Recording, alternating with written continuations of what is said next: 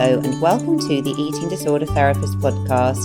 This is a podcast to help you find peace with food and overcome disordered eating. And I'm Harriet Frew, aka the Eating Disorder Therapist. And I'm so excited to share with you all kinds of stories, tips, information and guest interviews to help you on your journey in finding peace with food. So thank you so much for listening today. Now today I'm talking to Ronni Robinson, eating disorder recovery coach, author, freelance writer and public speaker. Ronni has 15 years recovered from 30 years of binge eating and compulsive eating, starting at the tender age of 9 years old. Ronni also experienced an 8-year abusive relationship while struggling with an eating disorder, and she has written a book about the entire journey called Out of the Pantry, A Disordered Eating Journey, which came out in 2020. And the book's purpose is to help support her own recovery journey going forward and to act as a helping hand to reach, as she calls it, back into the fire and to help pull others out. I'm really looking forward to this conversation today to hear all about Ronni's healing journey with the ups and downs of this and to explore more about the valuable coaching work she is doing with her clients today. Let's get to the conversation. Hi, Ronni. Thank you so much for coming on the podcast today. Hi, Harriet. Thank you so much for having me. I'm really glad to be here. Great. So, Ronni, can I firstly get you to introduce yourself to the listeners, please? Sure. So my name is Ronni Robinson. I am an author. I'm an eating disorder recovery coach. I'm a writer. I'm a mom. I'm an introvert. I'm a menopausal spin instructor. Yeah, I think that probably explains, that captures a lot of what my life is like. Thanks, Ronni. And I'm intrigued, Ronni, on your website, you're talking about being a failed cat fosterer or something. Like, can you elaborate, please? a foster fail cat owner. We fostered a cat almost 2 summers ago, and it was just for a foster, just to sort of serve a purpose of helping to acclimate the cat and learn about it. And well, I fell in love with him, and he's sitting on the couch right next to me right now. Oh, so that's a lovely end story then, isn't it? So I was thinking, like, well, you're wondering what the heck that meant. Yeah, it's called just a thing to say you're fostering, but it's a foster fail because you're supposed to give the cat back, and then the cat's supposed to go to a home. So I failed, and I kept him for myself. Oh, they're lovely. Oh, well, thank you for explaining that. That was very Sure. And I just realized I forgot to say one very important thing in my little bio about myself is that I am 15 years recovered from 30 years of binge eating, compulsive overeating, and emotional eating. So yeah, a little bit of important information I forgot to give there. Yeah, no, gosh, well, that's incredible. So I guess that's a great place to start, actually, Ronni. Could you take us back a little bit, please, and just talk us through your story? Sure. So I think this goes back to about when I was around 9 years old. My earliest thought in regard to food was when my mother started hiding cookies from me. It was my job on Fridays. She worked with my parents, worked full time, and I was it's called a latchkey kid. I don't know if they use that term in the UK, but it basically means you have the key to your home and your parents aren't around and you come home from school and you let yourself in, and one of your parents isn't there to greet you.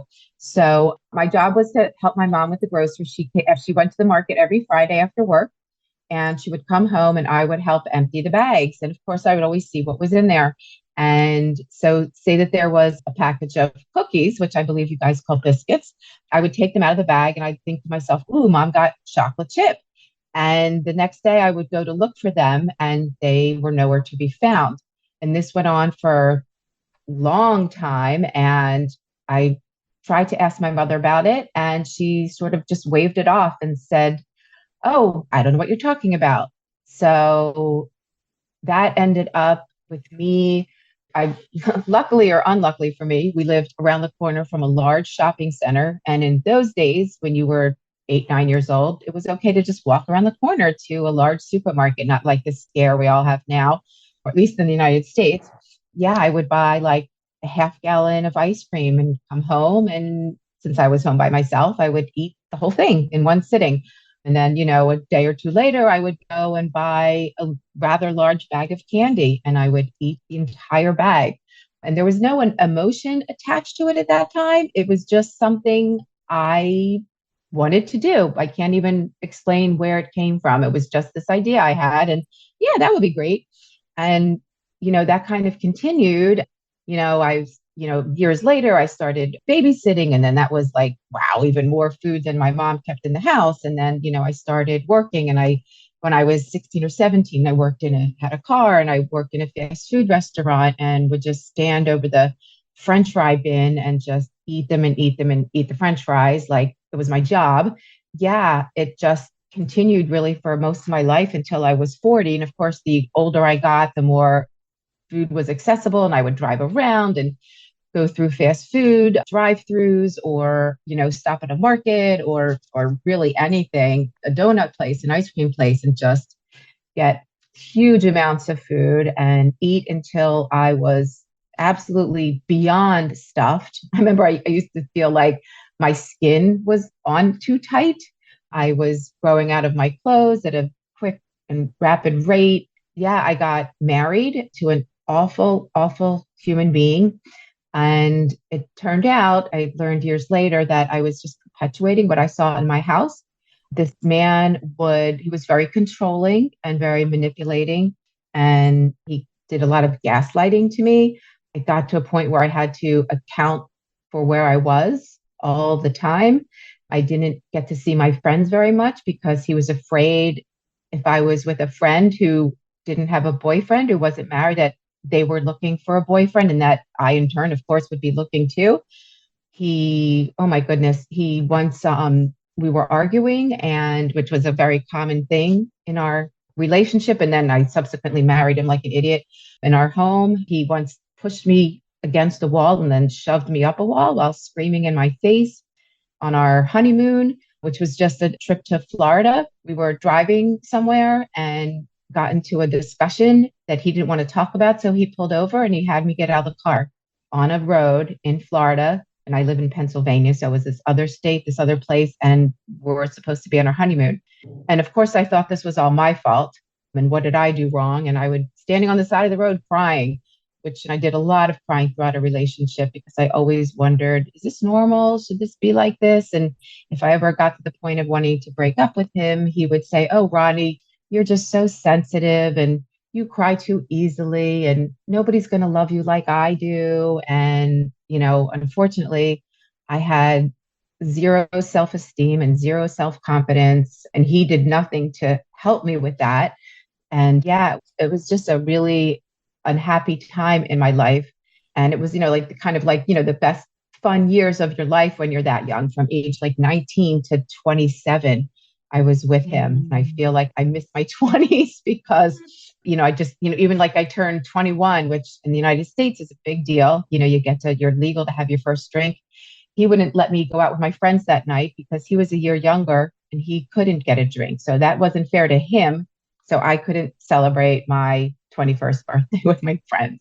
So yeah, I could go on and on about that. But what it came down to, what I learned in therapy was that I was, like I said, perpetuating what I saw in my own home, which was a domineering, unreasonable, impossible husband with a meek wife who could never had the opportunity to speak up for herself because she was always sort of shoved down and not able to. Anyway, the only good thing about him was that he was a great eating buddy. He also loved to, we would call it pigging out, at the time. Anyway, so I did finally leave him. And then within a month, went on a blind date with this amazing guy who I'm still married to 25 years later. In fact, 2 nights ago was the 28-year anniversary of our blind date. Yeah, right. Isn't that funny? And we have 2 healthy, beautiful children and a life that I honestly could have never even dreamed of. That, growing up in my home as I did, I never even envisioned that my life could be any more than 2 parents yelling at each other, and to be laughing and smiling and having discussions, and my husband not being a hothead and I'm not a hothead. It's just so nice.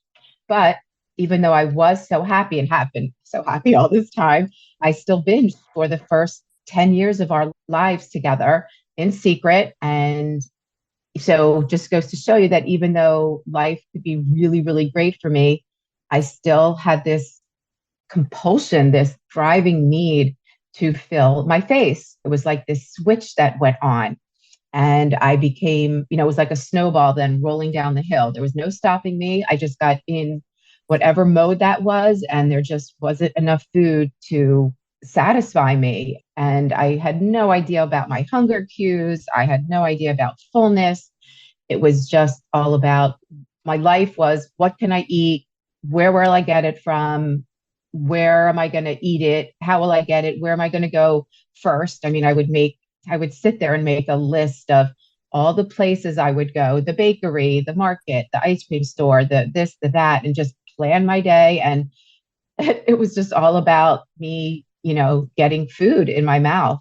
And yeah, I would feel full and I love to have, well, in hindsight, I would not have liked to have been able to throw it up, but I never could. So I stopped trying it after like one or two attempts, which in hindsight, I know is probably a really good thing. But yeah, it was just this awful thing that I always had going. And what was also really sad was the food took the place of relationships with friends and so forth. I mean, we would go to events or parties or at people's houses or away somewhere. And I would just have this, kind of perfunctory, hi, how are you with a friend? And then I would just be off to find the food, which was horrible because I never really got to know my friends, I came to find with my husband, not my earlier friends, but I didn't get to know them. They didn't get to know me because all I was interested in was the food. And I would always come up with some excuse to walk away from them and pretend to go look for somebody else. But in fact, I was just strategizing to get to, the food table and mainly the desserts. I don't mean I was trying to eat celery or lettuce or carrots. I mean, I was looking for the carbohydrates and the sugar, and the salt. So yeah. And then one night like I said, I was close to 40 years old and my husband was out and my kids were sleeping. They were small. And I heard the words compulsive overeater on television. And whether I had heard those two words before and just, it didn't hit me, or this particular time I was open to it, I heard it and I compulsive overeater. And I thought, huh. And I walked over to my laptop and I started Googling, and one of the very first sites that came up was Overeaters Anonymous.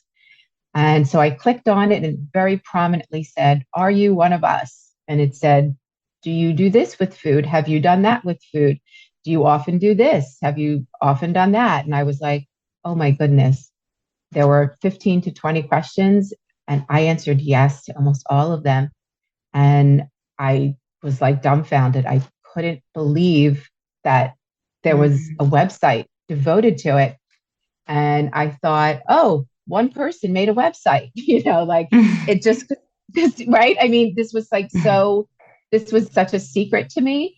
And I never heard anybody else say anything about it. I mean, I had heard about anorexia and I heard about bulimias, but I just never in a million years dreamed that this was a thing, that this was an eating disorder. I thought it was just me. And I thought, oh, well, a person made a website. So there's one other person. This is interesting, right? And then I came to, you start going down the rabbit hole on Google and, it turns out it's not just me. And this was just a revelation on the one hand. And I remember started crying and crying because on the one hand, I was so, I guess, relieved that this was actually a thing and that I could get better, that people recover from it. But on the other hand, I was so mortified. I learned that, unfortunately, there was such a stigma. I'm not sure if it's different in the UK or not, but such a stigma. It turns out that an eating disorder is a mental health issue. And I was like, oh my goodness, I have a mental health issue. Again, the stigma was like, oh my gosh, I'm so embarrassed. So it was just very, very emotional. A lot of tears, that had been buried inside me that I had no idea were there. And I remember since, I've been a writer since I was about 18. And so it comes very easily and naturally for me to want to express myself in my writing. It's just easier to get it out of my brain that way. And I remember staying up that night and typing a letter to my husband, just sort of explaining what I had just done. Hey, I just heard this on TV and I just Google's, Overeaters Anonymous. And I remember thinking, wow, he's just going to be like, well, Ronnie, it was great being with you, but I'm taking the kids and we're out of here. Like, you have fun dealing with it. Fortunately, he, of course, the loving, person that he is, he was, held me close and hugged me and told me how much he loved me and how much he would help me. So I was really lucky with that. And so basically, with all that research I did that night, I kind of had a 4-prong attack that I took on recovering. The first thing was therapy. And I know Overeaters Anonymous doesn't necessarily tell you to get therapy. They want you to, go to the meetings and follow, and do the 12 steps and sort of give your will for the sugar and the carbs or flour or what have you to your higher power. And while I thought I loved Overeaters Anonymous because for the camaraderie of it and to the community, I should say, and to, be at a meeting and look around and see people of all shapes and sizes and, men, women, tall, short, thin, heavy, not a lot of money, wealthy. And it was just like the only place I felt like I was home. I was like, these people get me, right? We all get each other, which is, anybody who's a, quote unquote, normal eater, they have no idea what it's like to be, feel like your brain's been overhauled by something and you can't control yourself and just want to eat. So it was really nice for that. But I personally, for me, when I know people love OA, that wasn't a good road for me. I felt that therapy I wanted to get to the root of where this desire for food came from. And I wanted to work through it. And I wanted to be done with this. I didn't want to have to pray to my higher power multiple times a day to alleviate the need for food. I just wanted this thing gone.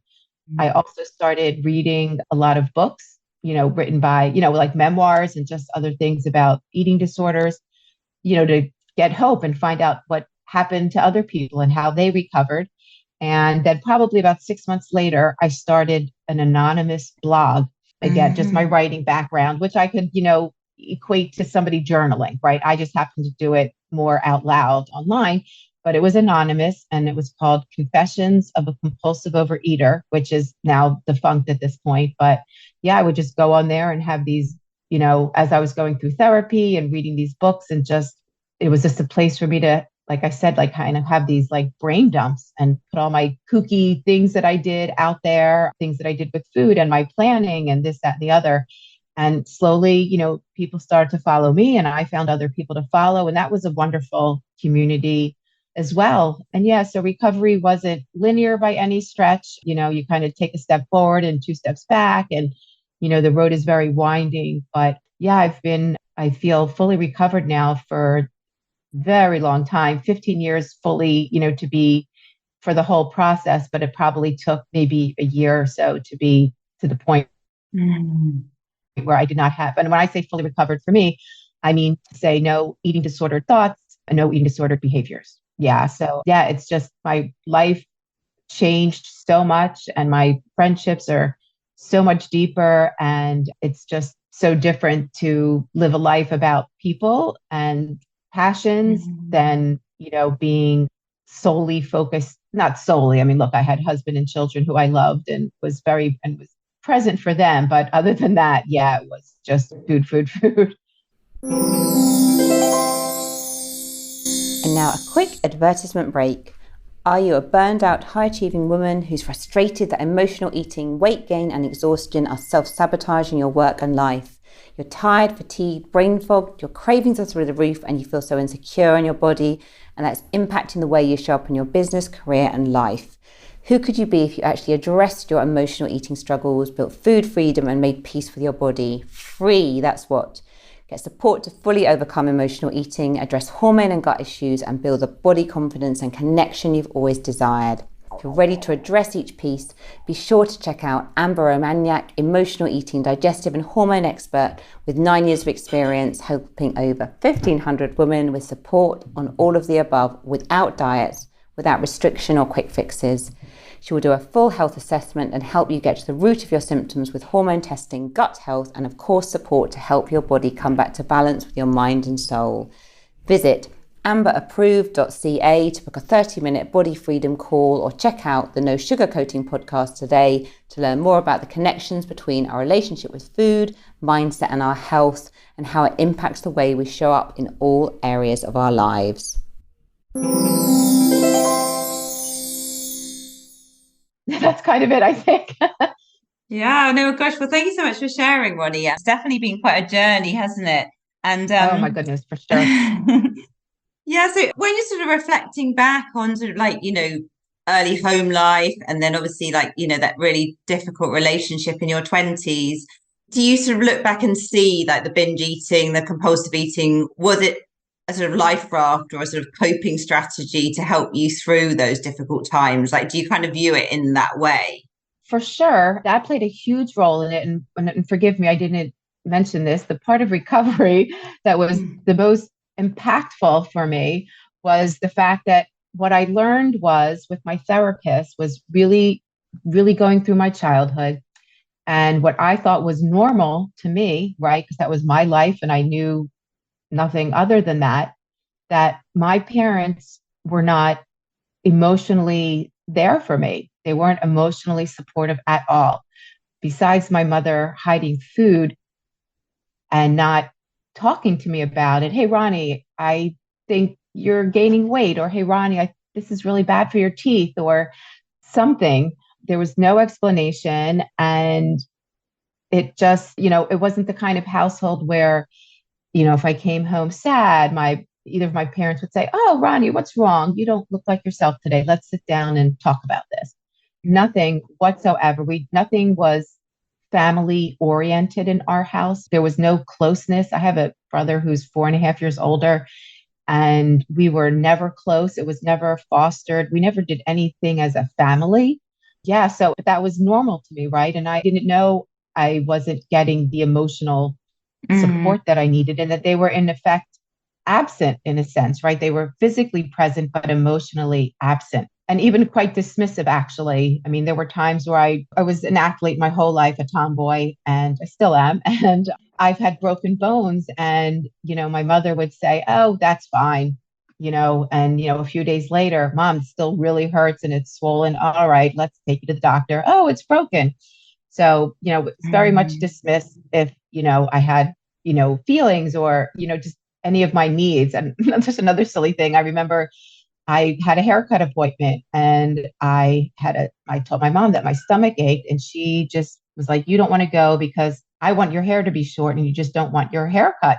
I said, "No, Mom, I really feel sick." And sure enough, we're at the hairdresser and I threw up. So like everything was dismissed. Yeah. So with all that being said, what I learned in therapy was that this was the case, that my parents were absent for me emotionally, and dismissive, and that my eating disorder was, as a child, the only kind of coping mechanism that you can grab onto.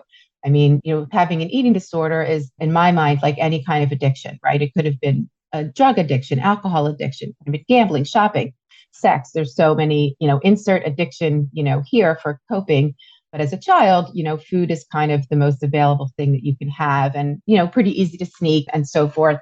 And I, of course, became like a ninja at, sneaking food and all that. Yeah. So because while parts of it were for emotions, probably primarily when I was with my ex and I would be sad and frustrated and so hurt that I would turn to food.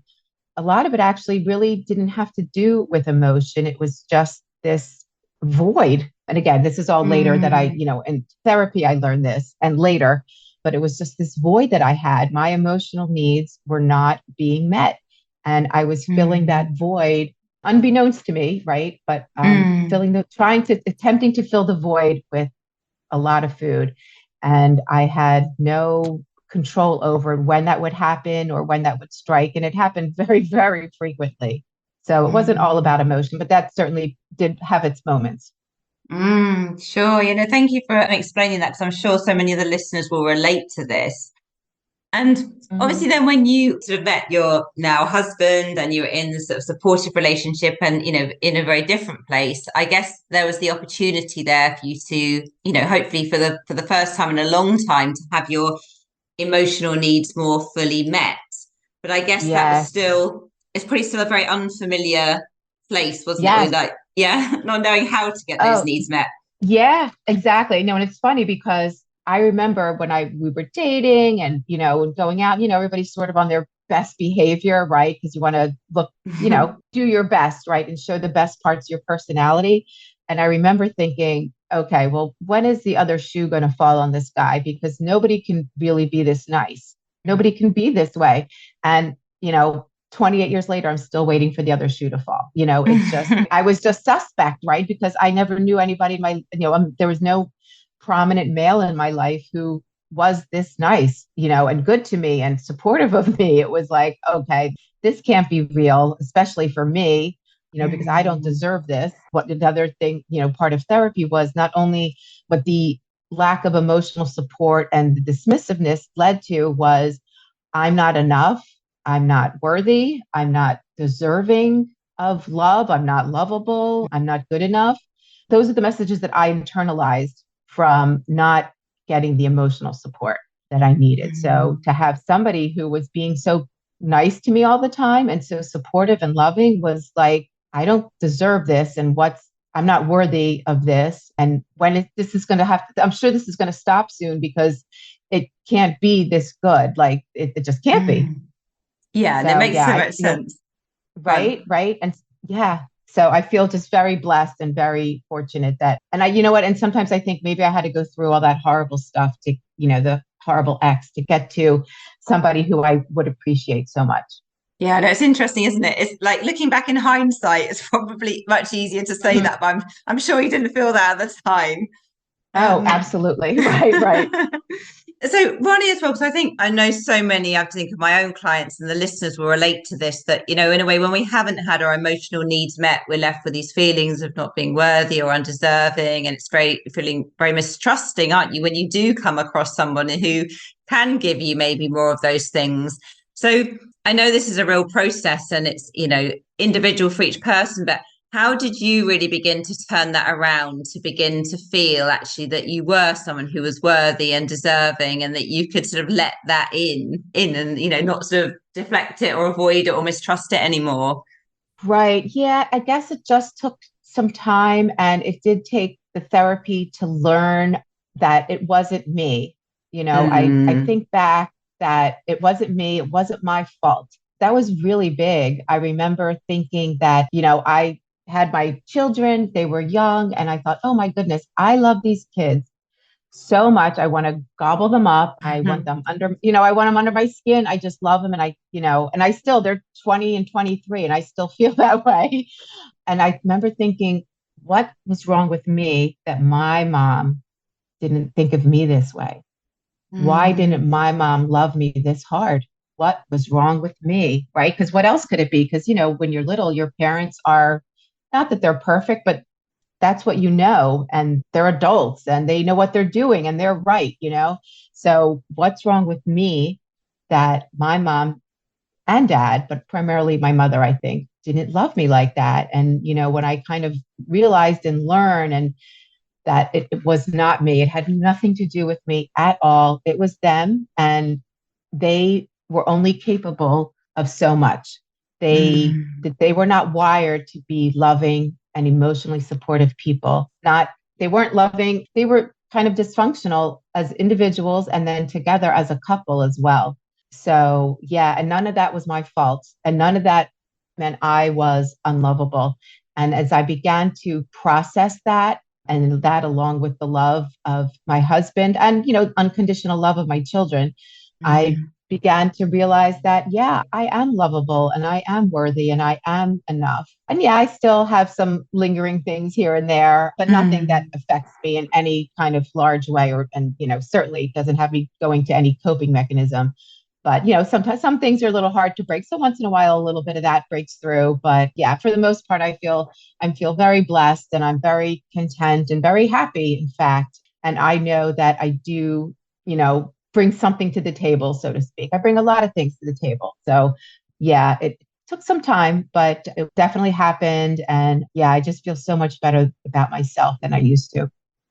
Yeah, well, thank you so much for sharing that. And I think it's just quite Sure. powerful to hear you sort of saying out loud as well, that realizing that it wasn't your fault, because as Yeah, children, when we don't get our needs met, we do just blame ourselves, don't we? Like, and that's not often a kind of conscious process, but as a child, right. you just do, don't you? But beginning to like sort of separate out from that, be able to take a step back and view it differently, and realizing, like you said, in a way, I guess your parents were sort of quite dysfunctional, weren't they? They're probably doing the best they could at the time with the tools they had, but they weren't able to meet Exactly. your needs, and that wasn't your Right. fault. Yeah. Right. Right. Yeah. Yeah. And with that, then, with processing that, then I could accept compliments and I could accept nice things people said about me, like you said, instead of deflecting them and so forth. Hmm. So, Ronni, tell us a little bit about your book that you wrote in the pandemic. Is that right? Yes, yes, I did. I've been writing it off and on for a few years. And finally, interestingly, when the pandemic hit in March of 2020, is gave me kind of the opportunity when, the world closed down, to just really kind of buckle down and really focus and finishing it.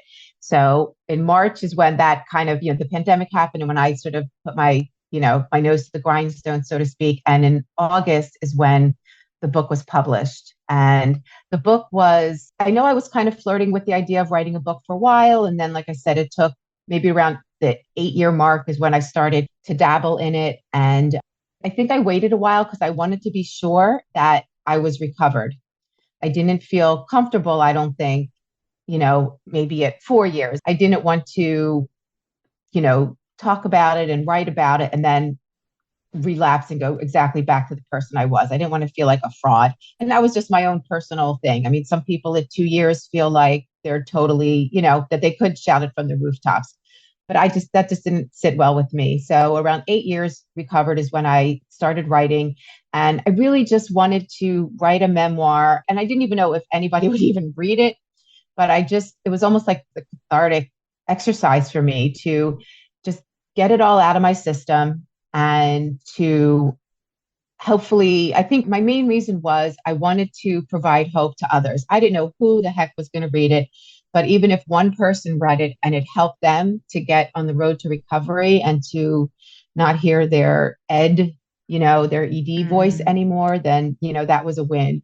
And I found an editor and proofreader, and got all my ducks in a row. And the editor really helped me pull out a lot of memories that I had, since pushed away or long forgotten about, to help me, have more content for the book and not have it just be me trying to say something in 20 pages, and, just help me really explore things and how they made me feel and what it felt like in that moment. So that was a little bit difficult, but also a very good thing. And yeah, just overall, the memoir was to just help pay my recovery forward so that I read other memoirs that helped me to recover. I feel like every little thing that resonates is just a little bit of healing, right? Like just any little Mm. bit is any little nugget, anything that you go, oh my gosh, I did what this person did, or that's how I feel. Like that is just a little bit of healing, a little bit power that Ed is losing and that you're gaining. And that all those little pieces and little nuggets kind of fit together and just work to this giant puzzle of, recovering.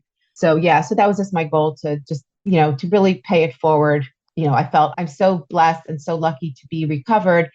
And if I could kind of, put my arm, reach back into the fire for those others who are still struggling, and just help to pull them out, just how great that would be.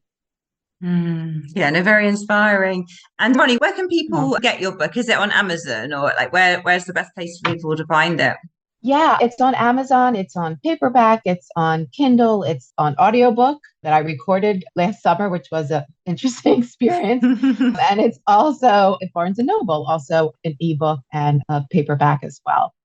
No, brilliant. And can you just clarify? I'll put it in the show notes as well, but can you just clarify the name of your book as well for anyone that's listening and wants to just write it down? Oh, thank you. Yeah, it's called Out of the Pantry, A Disordered Eating Journey. Okay, no, lovely. So, Ronni, am I right? Are you also doing eating disorder recovery coaching now? I am. I am. I have been doing that for a while, sort of unofficially for some time and then officially. But yeah, it has and remains every day such a rewarding job. In my, being over 50 and starting a business, officially starting a business and reaching out to people and people reaching out to me and to be able to, take all this horrible experience that I had for 30 years and then all that I, learned and went through in recovery and being able to put that all to good use and to help others is, yeah, it's I don't know how many other synonyms there are to the word rewarding, but that just really sums it up. And Mm. also my parents never ever gave. My parents were takers. They were always they didn't have a ton of money, so they're always looking for the free this and the free that, but they didn't give of themselves. They didn't give of their time. And for me to now be able to give and give back just feels all that more special. I mean, I knew that I didn't want to be like them when I grew up. And in fact, if anything that my mother and father taught me was how I didn't want to be as a parent. Mm. And I'd like to think, thankfully, my kids are, you know, healthy and they don't have any issues with food. Look, I'm sure I'm going to send them to therapy for some reason or another, but it won't be for them not knowing how loved they are and how special they are and how important that they are, to me and my husband. Yeah. So, and also too, just as an inspiration to my children that, writing the book, I did that later in life as well and starting a business and helping people. Like, this is what life's about. Helping people really just doesn't get better than that. And I think I have some quote, I can't remember who it is right now because I'm not in the same room, but it says something like the finding your purpose in life and the meaning of your life is to give it away. Like find your purpose and giving it away. That's the meaning of life. And that Yeah. just really resonated with me. And I like to think I'm trying to do that the best that I can with the eating disorder recovery. Yeah, they're wonderful to hear. And what a great quote. Oh, yeah, I just mangled it, but you get the idea. Yeah, no, absolutely. So, Ronni, where can people find you if they want to just find out more about you or make contact about coaching and all of that? Oh, sure. Yeah, it's really easy. It's just my name. My website is my name, RonniRobinson.com. The name of my ED recovery coaching is called Recover with Ronni. Yeah, so that'll be my website. My Instagram name is this name of the business, Recover with Ronni. So yeah, I try to not get too cutesy there with names. It's pretty straightforward with my first and last name. Yeah, no, lovely. Well, I'll make sure I put all of those contacts in the show notes. I'm sure some people will want to get in touch with you. Oh, that's so sweet. Thank you. Well, I'd just like to really thank you, Ronni, for coming on the podcast today and for sharing your story. Because I think, it's just great to hear and so inspiring to hear how far you've come because you really were in the depths of the trenches for a very long time, weren't you? And, There was, yeah. you have truly kind of come out the other side. I think it's just so encouraging and inspiring for people to hear because I know there's many people listening who are really struggling and yeah, it's just wonderful when we can like hear stories of recovery and hope and inspiration. So thank you so much. Oh, you're so welcome. And just, yeah, thank you so much for having me. So I hope you enjoyed this conversation just as much as I did. And do go and check out all of Ronni's info in the show notes. If you're not following me already, do seek me out on Instagram at the eating disorder therapist _. And for further support with your relationship with food, do go to the eatingdisordertherapist.co.uk. Just to let you know, if you're looking for individual therapy, I do have quite a long waiting list at the moment. So just to bear that in mind before you reach out. I do have an online course though, 10 steps towards intuitive eating. This is a great introduction if you are struggling with disordered eating, you really want to heal your relationship with food and body image, and you want to get a taster of what it's really like to work with me. It's made up of lectures and video content, and it gives such a good insight into the way I work in the therapy room. And I've currently got 50% off that course. So if you go to the eatingdisordertherapist.co.uk, you can find out more about this. Thank you so much for listening. And if you enjoy this podcast, I would be so grateful if you'd follow, rate and review, as it helps it reach so many more listeners. Thanks again for listening, and I look forward to sharing another podcast episode with you very soon.